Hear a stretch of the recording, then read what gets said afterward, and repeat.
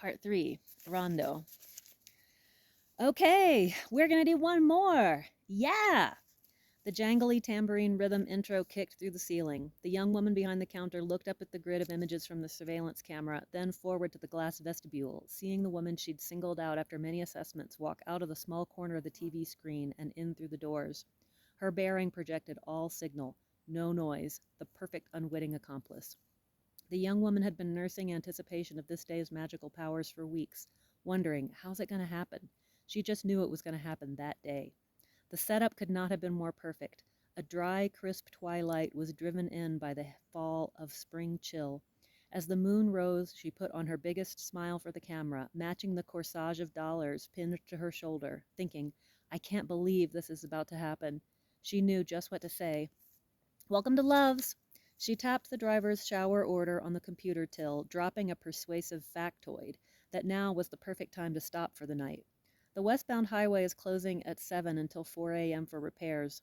We've been filling up fast, so if you've already got a spot... Yeah, all the way in the back. Lucky me, the driver quipped. And I happen to be here just in time to wish you happy birthday. How old are you today? Counting up the dollar bills. One for every year? So far that makes me 12. Well, now you are 22. You can drink and vote. The birthday girl adds the driver's 2 fivers on top of her stack. I wish I could stop for the night. I'm tired, but alas, I'm just here to take care of some personal business. Gotta keep pushing west. I'm trying to get through before they shut it down. I like stopping here this time of day because it's usually not too busy, and so I don't have to wait. You and your team are 5-star cleaners. The driver puts deliberate effort into her speech, enunciating each word. Click, click, click. The shower ticket printed, and the birthday girl watched the woman disappear down the damp tile hall. As soon as she saw her vanish, seemingly into the wall, she released the spring inside her and launched into action. Her first steps barely touched the floor on her way to go to the bathroom a last time. As she perched on her tensed legs, hovering over the middle of the bowl, the lights suddenly went out and everything was pitch black. The toilet in the stall next to her suddenly flushed. A piercingly shrill scream erupted and was drowned by the dramatically loud whoosh echoing together off the glossy subway tiles. The lights flickered back on to excited, spontaneous laughter, and the Bangles restarted their classic hit as the whole system reset. Okay, we're gonna do one more! Yeah! Has a look-alike time-traveling heroine just been heaved into this dimension through a swirling water portal to take my place? Nobody will need to call the cops after all, she chuckles to herself at the thought. These toilets flush so strong and random, sometimes I get scared my phone's going to fall out of my pocket and get sucked away, comes her neighbor's voice, carrying her lively personality. I know, right? When I was little, I was terrified a snake or alligator was going to come up through the toilet underneath me, but they've got no chance with these, she replies, hearing her voice sound so much like that of a child compared to the woman on the other side of the half wall. In my 3rd grade class, my teacher would pull the curtains, turn off the lights, and we'd take turns moving one little thing in the room. Everybody'd put our fingers in our ears and sing happy birthday. That way we couldn't hear who was moving what where, and when the lights came back on, we tried to spot the differences. That's so great, her neighbor replies warmly in the rustle of standing and putting her outfit back together, clattering out of the stall to wash her hands. I used to be a teacher. I loved all my kids. Nice chatting with you. Have a nice day, and thanks for stopping at Love's. The birthday girl winces, hearing her unnecessary bird song, but bustles herself out of the bathroom and onto step 2. For the past few weeks, as her 18th birthday approached, she'd been laying her plans.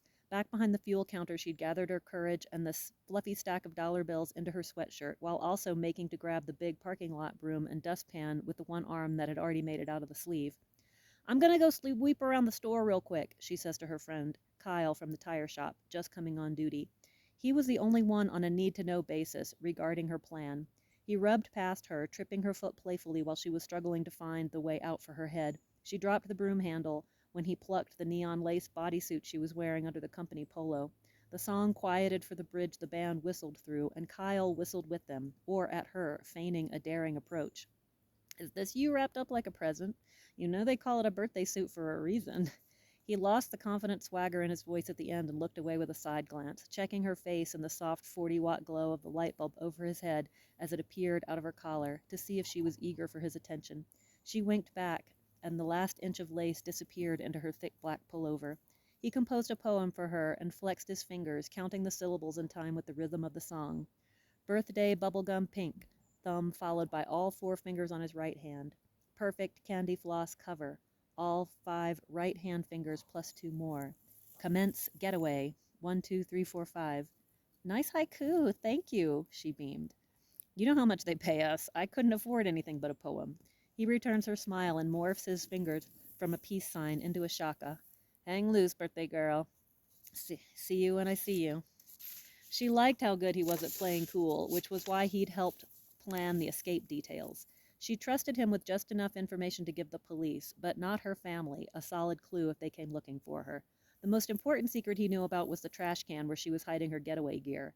It had been living strapped to a hand truck behind a dumpster at the back of the tire shop for the past 3 weeks.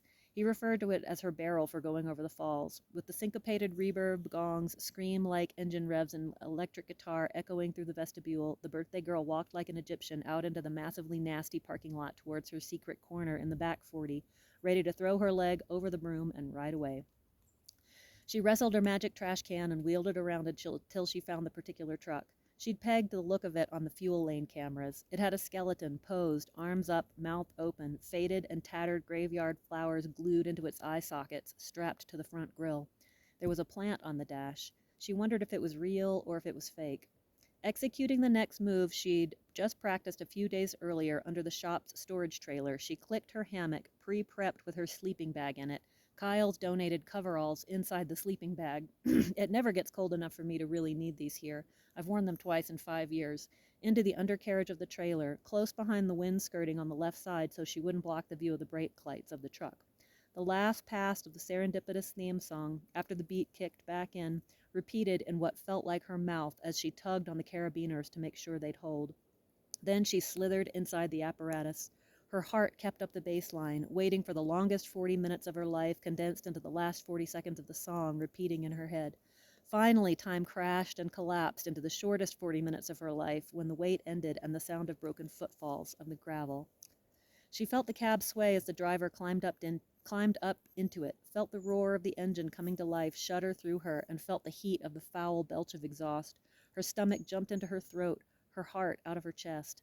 The tires on the gravel sounded like the shearing of Velcro being pulled apart. From deep inside her body, words tumbled out in an involuntary rush, covered and wrapped by synthetic viscera, polyester, acrylic duckweave canvas, spun, fiberfill stuffing, ripstop nylon, and swallowed by the diesel engine's thumping. From a distance that sounded either close and muffled or far and clear, she picked up the sound of dogs barking at the truck towing her away. Her swaying chrysalis glided inches over the gritty parking lot out onto the highway. She repeated something like a prayer to calm her terror, shaking uncontrollably, and shot through with cold sting like peppermint oil in a hot bath. Her heart was beating so violently her face was throbbing, swollen from her humid breath building up in the stuffy motorcycle helmet. She imagined she was a stowaway on a spaceship going into hyperdrive, blasting through a wormhole tear in the universe's weft of space and waft of time. No one has ever been here, she thought as she whizzed above the pavement. Floating, rushing in a liminal dimensional portal, propelled in a howling storm of exhaust and dust to a soundtrack like whistling flutes as air flowed through the tandem pinholes of the trailer's rails. The light faded. She was on the brink of falling asleep in the rocking of the road when a tire on the trailer below her horizontal feet exploded into the thin blue twilight and bright red of the tail lights rippling over the uneven asphalt. Boom! Hiss! Flap, flap, flap, flap, flap. Her knees and elbows pounded with fear, met by the amber flashing lights beside her, arriving faintly on her skin through the layers. The truck careened up an exit ramp, negotiated the Jersey curb across the intersection, and carefully eased into the wide gravel shoulder on the on-ramp side. As soon as the driver pulled the brakes, the birthday girl tumbled herself out of the hammock, still zipped in the sleeping bag, landing on the ground in the poof of dust thrown up by the evacuating brakes. Hearing the door of the cab open and slam shut, she rolled out from under the trailer into the beam of the driver's flashlight. The driver hollered out, "Holy fuck!" in shock at the sight of a giant orange slug appearing like a monster from under the bed. The birthday girl immediately started calling out, "Hello, ma'am! Hello, ma'am!" through the layers, struggling to get out of the bag. The driver stepped back in shock towards her dog barking out the window, watched as the giant orange slug committed some form of hara-kiri. An animal with legs and arms crawled out from its bowels, got its feet under it, and ripped off its head. Then the driver recognized her. "Holy fuck!" she exclaimed again. "You look like a teddy bear with a shrunken head." She did, in her oversized caramel canvas quilted coveralls, the pockets all stuffed with the bare minimum of her personal kit. With the tickled sound of nervous laughter that comes after a shock, the driver took a look at the blown tire and the hammock in the undercarriage, again exclaiming, "Holy fuck, honey," and then standing again. What a way to celebrate your 18th birthday. You have some chutzpah. That must have been a harrowing ride strapped up under there like that. I have a serious situation I'm escaping, the young woman replied. Pulling herself into the cab, she felt it sway down around her body like she was a tasty morsel being eaten by a giant Cheshire cat bus, smiling as it gobbled her. Inside on the dash sat a healthy, dark green Hoya, and she fingered its jumbled, fat, waxy leaves, looking around. So tidy and cozy in here.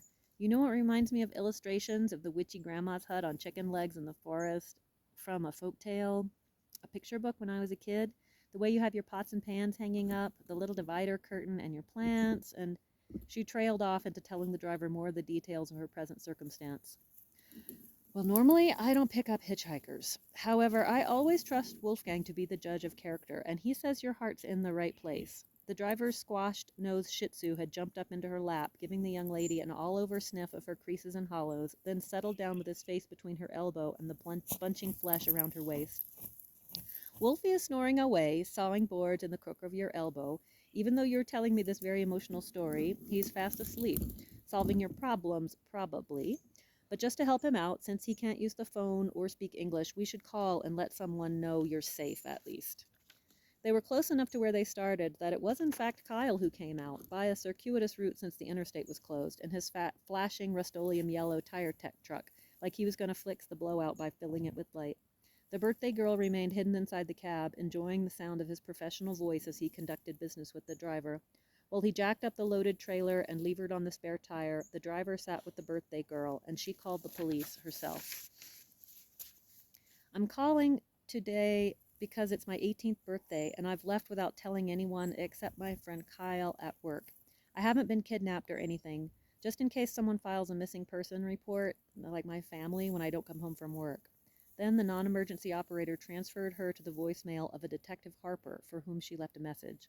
Finally, as they got back out, heading west over the bumpy roads, chasing the sunset, the young woman folded herself up into the top bunk, falling deeply asleep after predicting, "This is going to be like trying to sleep on a roller coaster."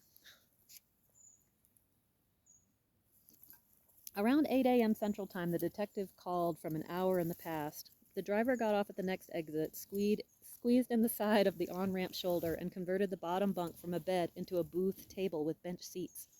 The two women sat across from each other, with a detective on speakerphone between them. The birthday girl massaged Wolfgang's big, meaty paw pads with her nervous energy. He melted like butter all over her lap, spilling onto the bench. "Good morning, Nicole. Yes, I do remember speaking with you 3 years ago," Detective Harper says. "I'm looking at the report on file right now. I'll read it to you so we're on the same page. Initiated by call and report of suspected sexual assault of a minor. Alleged victim denies abuse, denies speaking to friend's parent / any other third party. Provided names of friends to contact for follow-up, including the friend whose mother made the initial call. She heard me and my friend talking across a small lake. Even though we were being quiet, the sound traveled across the water." Some might call that divine intervention or physics. Interesting. "Spoke with the mother of the friend, who confirmed overhearing the conversation between you and her daughter. Also expressed her suspicions based on family dynamics observed firsthand. Had tried to broach the subject with your mother, met with angry denials. Agreed to make her daughter, your friend, available for an interview if the witness is willing. Stated she was uncomfortable letting her daughter be at your family home. Minor witness unwilling to speak with law enforcement at this time. Spoke with alleged victim's mother, who denies any abuse or knowledge of and is highly offended / defensive." Those are the basic notes in the record, but since we didn't have any evidence or cooperating victim witnesses, there wasn't much further I could go with the investigation. But the file is still categorized as open pending new evidence because people disclose when they're ready. That's our policy regarding reports involving juveniles. Eventually the system would have flagged that you're an adult now and moved it into the queue for closure. So, do you mind if I ask, did you and your mother have any kind of conversation after we spoke? She told me I was a young woman who invites temptation and that she was going to pray for me because I needed it.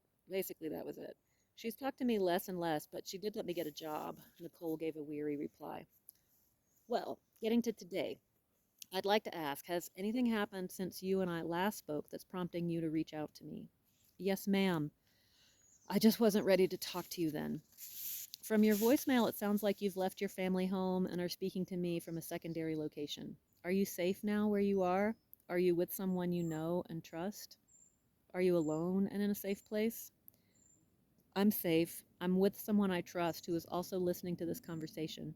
The driver introduced herself as a frequent customer where Nicole works. Detective Harper tells them the conversation is being recorded. All right, let's get down to some meat and potatoes. Whatever you want to talk about, I'm listening. Okay. Nicole takes a deep breath and tries to start speaking, but her stomach knots itself, so her brain tells itself the joke, playing the intro to the song one more time.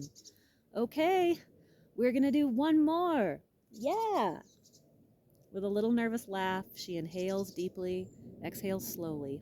What my mom's friend heard, what she told you, was true, but after you talked to us, my mom and me, it stopped for about a year and a half. But then it started back up again about a year ago. Not as often, but 2 nights ago, my dad came into my room and I told him, no, this is not going to happen. Not now, not anymore. You need to leave right now. Did he stop? Did he leave? What were you saying no to? Asks Detective Harper. She didn't need to ask any more questions. Nicole got in the proverbial driver's seat, both hands on the wheel and a white-knuckle grip, steering the conversation full speed ahead. Full disclosure. She was speaking so quickly she almost hyperventilated. After about 20 minutes, to help her catch her breath, Detective Harper asked, "One quick question. Something comes to mind. Sorry to interrupt you." Nicole's voice came to a small, crashing stop, trembling with emotion. Let me see. In my notes from 3 years ago, it says you have a little sister, 8 years younger, so 15 and 7 at the time. So you just turned 18, and your sister, she's only 9. Nicole's voice cracked with concern, frantically breaking into tears. Not to upset you, Nicole. I'm asking for her safety. We want to protect you and your sister. Both you and your sister have got Detective Rachel Harper on your side. You have told me a lot to go on, and I have to say I am very impressed with your bravery and candor. Next step is to go and have a word with my supervisor, fill him in on where we're at, and figure out where to go from here. I feel a sense of urgency because your little sister is still back there at the house. And she ended the call with the expectation to speak in a few hours. Please, no later than 3 hours from now, said the driver. I've got to have some time on my clock to run these miles. We've all got work to do, but I want to be stopped and parked for you guys to take the next steps. Thanks. As the truck trundled back out onto the highway, as if driving off a cliff, Nicole's tears tumbled out of her eyes and nose, down her face. She inhaled them and choked for a moment. What's going to happen to my mama? She hasn't worked a day in her life. Without my dad, she has nothing. And as she worried, she composed herself, asking questions that bounced off the windshield and radiated back into her chest. What's my little sister going to know? Has he been going to her, too, all this time? But what if my mom believes me? What if she gets a job at my store? I mean, she's as new to work as me. She's gonna have to start somewhere. What if I can help her get a job at my store and we could ride to work together? The driver takes charge, adjusting herself in the seat and rebuckling herself in. How about this? We're going to try to outrun this thunderstorm that's heading across us in the future. We're going to catch it a few hours from now. In the meantime, I'm going to share one of my guilty pleasures with you. What's that? Nicole asked, pulling her legs up under her on the big seat. Listening to a true crime. I've been catching up on a case against a grandmother in Florida whose son got convicted for his role in the same conspiracy. Conspiracy to do what? It is truly a Shakespearean situation. The grandma is the matriarch of a very wealthy, enmeshed family, constantly meddling and controlling every detail of her adult children's lives, emotionally blackmailing them. The oldest son broke free when she didn't approve of who he wanted to marry, and so she went into hyperdrive, mothering her remaining adult son and daughter.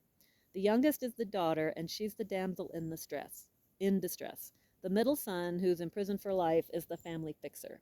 The daughter is a lawyer, and she married a man the mother picked out for her, a criminal law professor. They had a few kids and were living in Tallahassee. The daughter thought it was the hellhole back ass end of nowhere because she's from Miami and is a super duper extra special fancy big city girl. So the daughter ended up leaving the husband without warning for no real reason other than because he didn't treat her like a princess. The two were fighting in court for years. The daughter stole a bunch of money and heirlooms. The grandmother was mouthing the ex-husband to the little kids. Eventually, they ended up in court over custody because the daughter wanted to move back to Miami with the kids to be with her controlling family, which was denied by the court. It was a hot mess. Psychological warfare. All the while, the daughter was whining and harping to her mother, who worked herself up into hysterics over everything and fed her grievances to her fixer son like a baby bird.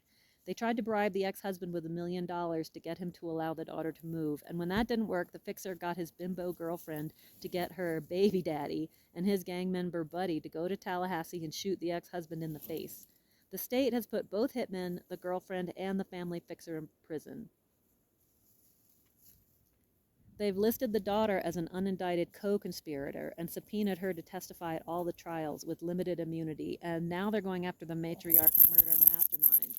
This case has been going on for years. It's like the state is torturing the family by dragging it out, and they've spent millions of dollars at this point on lawyers. The lawyers who wrote the probable cause affidavit in the charging document knew it would be read out loud by lots of online armchair criminologists, so they wrote it with lots of dramatic inflection. Quietly listening to the list of offenses and watching the weather accumulating ahead, when the host got to the part where the defendant was arrested at the airport when she was fleeing to Vietnam, Nicole said, "Wow, people really mess up their lives. Imagine being so unhinged that you get yourself into all that trouble and so bad at crimes, and then still think you're smart enough to pull off a murder." Getting in that deep and even just thinking murder is the answer to your problems. She's a different breed of cat. It's crazy. I mean, there really are people out there like this, though. Completely normal looking, crazy people just out here wandering around. I can't believe they have two kids. She strangles a laugh. I guess I feel better about my problems, though. It's bad, but not as bad as this family's got it. Is that why you like listening to this? I'm wanting to learn how to get away with crimes. Start by learning what not to do from the ones who get caught. Plus, the investigators testify about all their tips and tricks in the trial. Just kidding. It's Schadenfreude, yes. North of Birmingham, Alabama, they slowly climb many small forested mountains, rising through the sheer slices into the layers of rock under the skins of dirt and roots. Then the truck lurched against the retarder, going down the other side.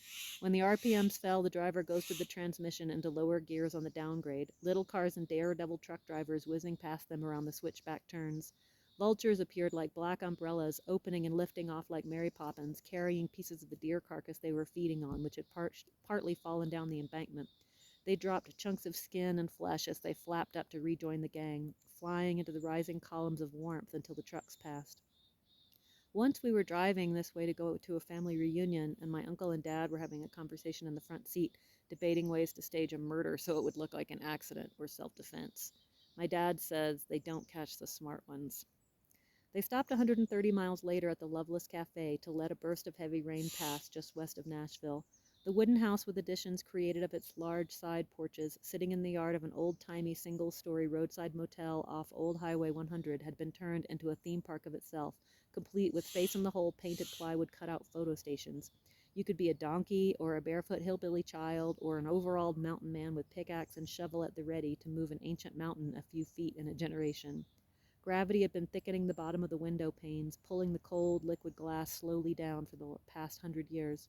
Each frame warped the world a little differently for the point of view of the two women eating inside by the window.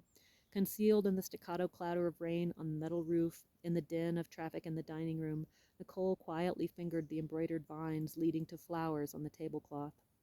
They were eating 2 of 10 pieces from a whole lemon meringue pie to go. There's another place called the Sunrise Cafe north of here in Seymour, Indiana. If we'd stayed on 65, they also have very good pie. It's about 200 miles away. Too bad we aren't going that way next, or else we could do a taste test comparison. The driver gently tried to break into the gray gaze her companion seemed trapped behind. With her hands shaking, battered by the cloud of raw nervous energy swirling through her, Nicole scribbled on a paper napkin, "What if he freaks out and murders everybody?" and slid it across the table. The driver reads, puts down her fork, places her hands palm up. Well, volcanoes under the ocean off the coast of Portland, Oregon might erupt, which would also be very, very bad for staying alive. Both those go on the same list of things to worry about. But look, let's back up. Whether or not his business gets opened up on Front Street isn't even the first place to go with what happens next, in my humble opinion. First off, Lee, let's take a minute and recognize you should be incredibly proud of yourself. You have just started to do something very heroic, and there is more to do today. You may feel responsible for what your family is about to go through, but remember, you are only responsible for your side of the street. Sometimes we can't even be responsible fully for that. Sometimes we can't even be responsible for what happens to our own bodies. Only thing we can truly be responsible for is our attitude. Then from there, our power can flow out into what we think and do. Always, standing up for yourself is not standing against others.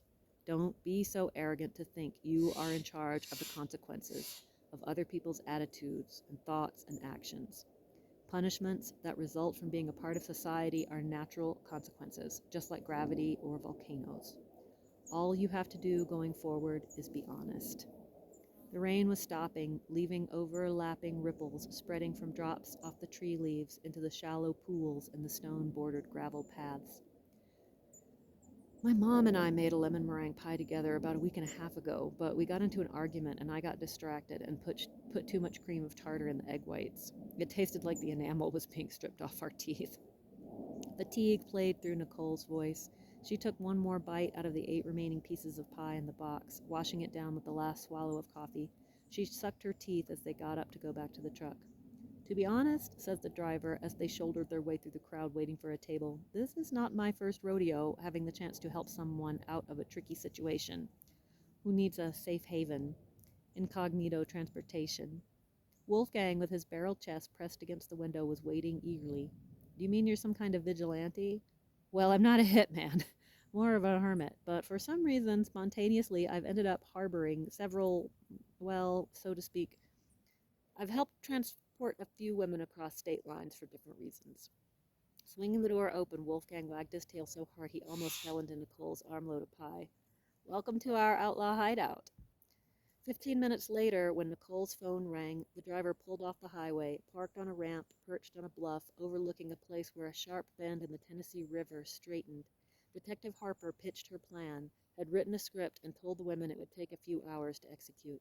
These next few hours are critical, she said earnestly, because soon after the victim leaves, as the short-term time ticks by, the abuser starts to really suffer from their loss of control. Detective Harper went on. Since we don't have at this point any evidence, any physical evidence to collect via a search warrant or corroborating witnesses, it's really a he said, she said case. That's what the defense will say. We always have to be thinking about how to counter the defense. What we do have is the element of surprise on our side. He doesn't know you've made contact with me, just that you've called to report that you weren't missing or abducted. He's probably frantic that you've run away. He must be climbing the walls worried that you may have gone further. In his mind, things are out of control. These first 18 to 36 hours are crucial in any investigation for gathering evidence. We have to find a way to get he and she saying the same thing. I think, and my supervisor thinks, our next best option is to make a controlled call between you and your dad. We need to get him to try to make some incriminating statements.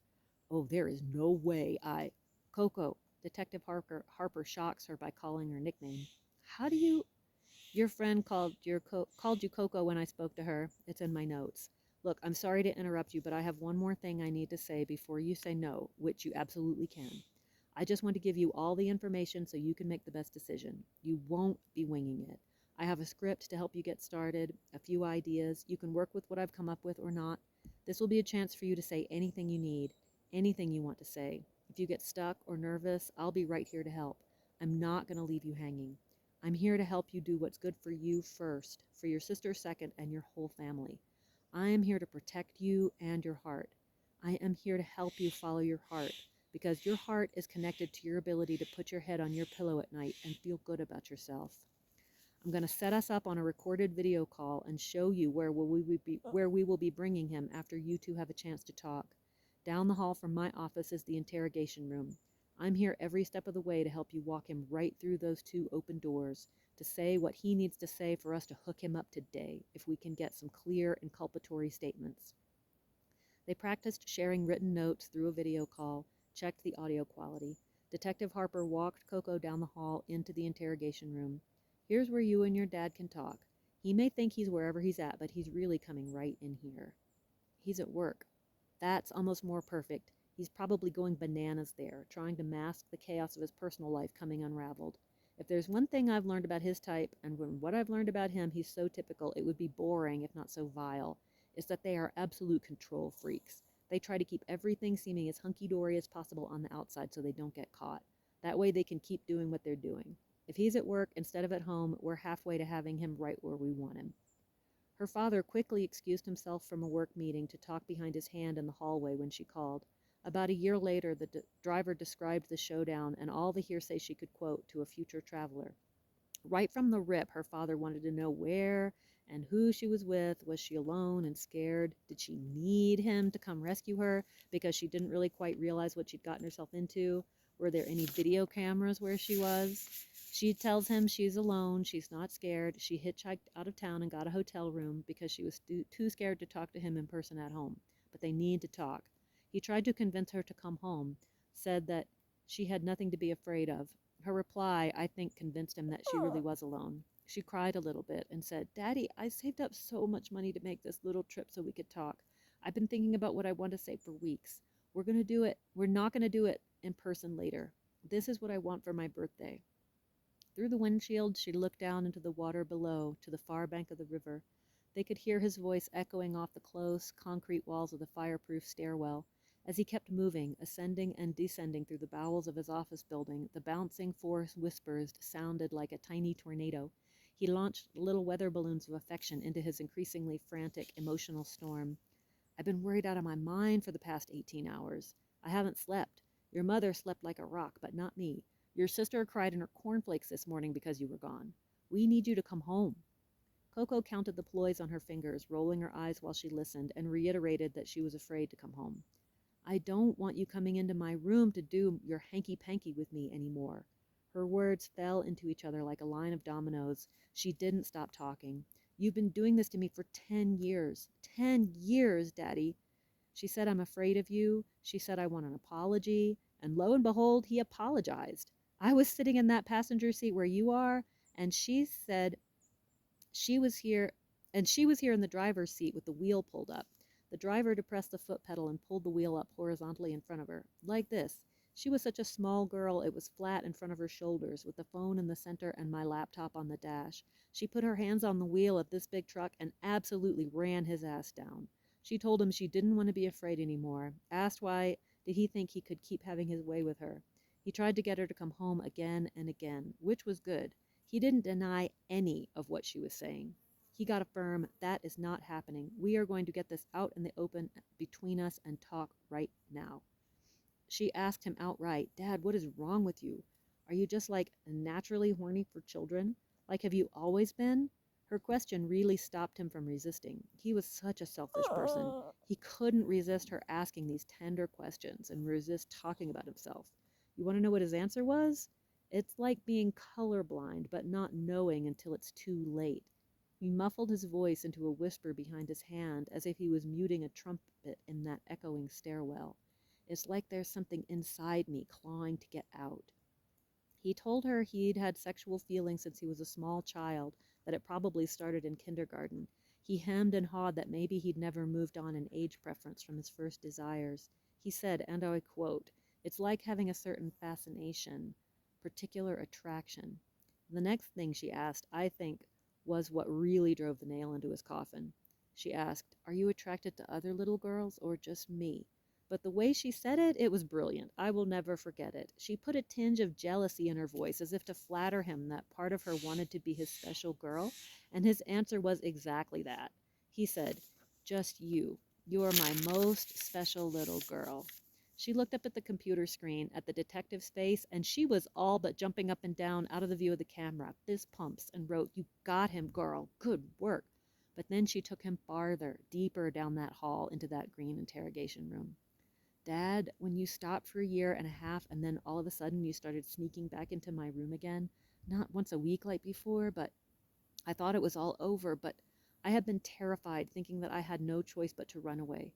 During that time when it was happening, I was so scared for Nicole couldn't get her sister's name out of her mouth. She told him she'd been having a fight inside herself for a year, wanting to run but feeling she needed to stay for her sister's sake. But your creeping fingers are in my mind. I'm scared that she will be helpless like I've been. I feel so helpless to help myself, but so strong to try and save her. That's what she said, point blank. I was gobsmacked at her heroism, even after seeing her ready to become a crash test human, strapping herself under the trailer the way she did. You tried to come into me yesterday on my birthday, Daddy. Nicole's voice dripped with agony, pleading for him to absorb her anguish. I just wanted to tell you happy birthday, he said. In a heartbeat, her tone changed to sarcastic indignation. Really, Dad? You just came in to talk to me while I was sleeping. I'm not an idiot. It was the middle of the night. He tried to play it off, telling her it wouldn't happen again, polishing the floor with some more of his drivel. Some more we can put all this behind us's and come homeses, and you don't need to worries's, and you have my wordses. Well, I mean, should I just keep this a secret then? Is this conversation going to be the end of it? I can just come home and things will be different from here on out? Well, honey, if this got out, my life would be over. I might as well just kill myself. She didn't even bat an eye. She told him he's been having sex with her since she was 8 years old, and he's her dad, her blood. She should love him, but it's impossible. How could things ever be okay? Dad, I feel like I'm just a tool in the garage to you, a toy you can come in and use in the middle of the night. It was easy because I was a child, and that's wrong. Coco spoke with a strength in her voice that brought Detective Harper to tears. She wiped them away with both thumbs, holding them up to encourage her through the screen. He apologized again and again, eventually admitting in so many words he'd done things with her sister also. But not like you, he injected, the coy tone boys use to flirt. You're my one-of-a-kind special little girl. You're Daddy's little girl. I swear that man had no shame. I heard all of it sitting next to her in this truck, just like we're sitting here together, the driver recounted to the young woman riding north to see a doctor. She was eager to hear the drama of someone other than herself, someone whose situation was also much worse than hers. Daddy, I just want you to get better. I just want you to get some help, Coco said, prompted by a suggestion from Detective Harper, but delivered so naturally. There's not a lot they can do to help people with my proclivities. His voice was weary but resigned, relaxed. What do you mean, proclivities? Pedophiles. With that, Detective Harper clasped her hands together and shook them in a hearty bravo to the young woman behind the wheel, looking out over the river as the sunlight of the day danced over the languid flow. But I'm honestly really glad you did this, called me, and we had this talk, because I can see that things need to change. I am responsible for taking care of you, your sister, and your mother. I know you're all depending on me to be a strong man for our family, and a better man. So let's from today put all this behind us. You don't need to miss the end of the semester of your senior year or any days of work. You need to focus on getting ready for prom and graduation. Just come home, baby, and we'll move forward as a family. Tell me where you are. I'm on my way to get you. They heard the musical tones of his car unlocking and coming to life. You don't have to come get me. It's too far. I'm not even in the state anymore, and I have this hotel room for the night. I just want to rest, and I'll take the bus home tomorrow. I'll call you when I'm close, and you can pick me up from the bus station. Click, an abrupt click, and Detective Harper ripped off her headphones, letting out a hoot, clapping her hands and crying big, wet tears of pride and joy. Good job, Coco. I have never been so proud and impressed. You are truly an amazing, brave young woman. Nerves of steel, tougher than a $2 steak, congratulated the driver. I need to get busy writing some paper on this right now. You did everything absolutely perfectly. Made my job so easy you have no idea. I have literally everything I need for a probable cause warrant. I'm going to write this up right now. Go get it in front of a judge, even if I have to wake them up. My scalp is tingling. I am so impressed by you. So proud of you. Let me go get to work and do your courage justice. The screen went dark on her beaming smile. Coco turned, looking to the driver beside her, sporting a pursed expression on her exhausted face. The driver met and held her eyes. Time to put the habeas grabus on him. The young woman before her looked so pretty and confident, she thought. A seemingly diminutive young lady, slumped over so the rolls of her body stacked together like pancakes, the warm, buttery color starting to come back into her cheeks. The pent-up tension broke. With tears congealed with spit and sweat rolled down her face like syrup, Wolfgang absorbing it into his fur. As she clutched him through her tears came a triumphant look mixed with terror. I have one more thing. I need to tell someone one more secret, but don't tell Detective Harper I want to destroy evidence. The driver listened, took a deep breath, and replied, Oh, sweetheart, I'm going to start calling you Coco Hocus Pocus. You've perfected the disappearing act. You have just cut a man in half right before my eyes. You're holding all the cards, pulling rabbits and rapists and roses and zygotes out of your magical motorcycle helmet. We'll talk more tomorrow, but for now, you get some sleep. You sleep like a rock. You sleep like a log. Just don't sleep like a baby. They wake up every few hours screaming. She let out a shuddering breath inside a strong hug. Coco climbed up into the bunk and immediately fell into a deep sleep, like the dead.